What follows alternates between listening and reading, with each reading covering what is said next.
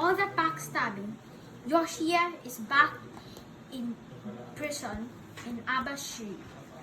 But with high security, the walls were unbreakable. The floor was made out of steel. The cops knew what to do. Every day they would lessen his food. But Yoshie wouldn't eat all. He would save some for later. Well, not because he would eat it. Well, he would dab it in the inspection window and in some on his 20 kilograms handcuffs would take 2 specialists to remove. Yoshie's third ability was super strength. He was thinking that the salt in the miso soup could corrode with the bolts and the screws, and that happened. He escaped the tiny hole by discolorating his joint, which was his fourth ability. He was close to dying because the weather was so cold, but he found an abandoned cave. The only person who was hopeful was his wife. She hoped that the Japanese would lose the war in World War II. Then her wish came true. The Japanese lost the war by major bombs of United States of America. But good thing Yoshie was still alive. Yoshie didn't know anything about the war. When he went out his cave, his eyes were shocked with amazement. He saw Japanese girls holding with some American soldiers and posters spelled in English, not in Japanese. Then he looked at the newspaper.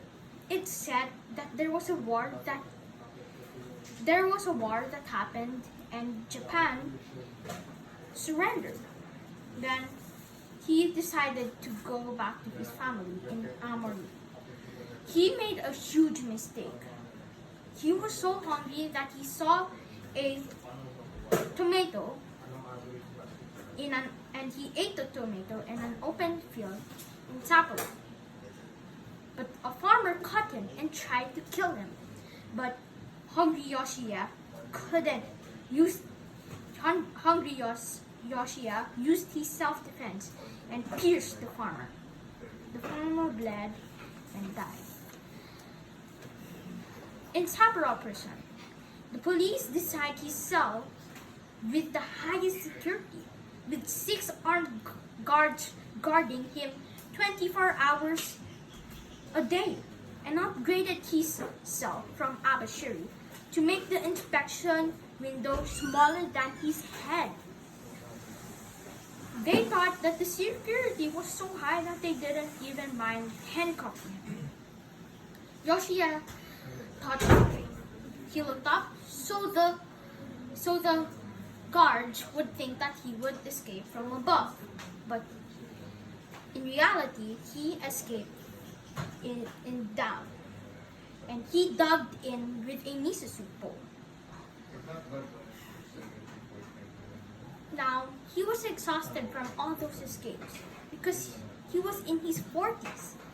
When he was sitting on a bench, still on Sapporo, a policeman sat beside him, not knowing who Yoshie was. The policeman began to start a conversation with Shiratori. Shiratori spoke to him, trying to be cool to end the conversation. Then the policeman offered him a cigarette. Yoshie cried.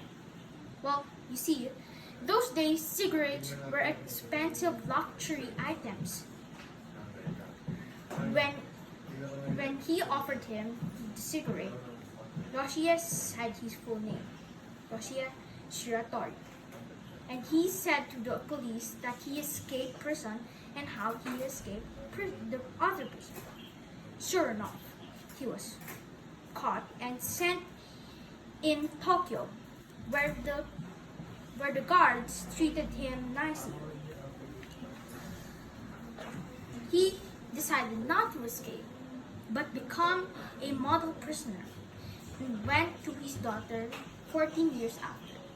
The good thing is that when he escaped, he never hurt or touched a single police guard.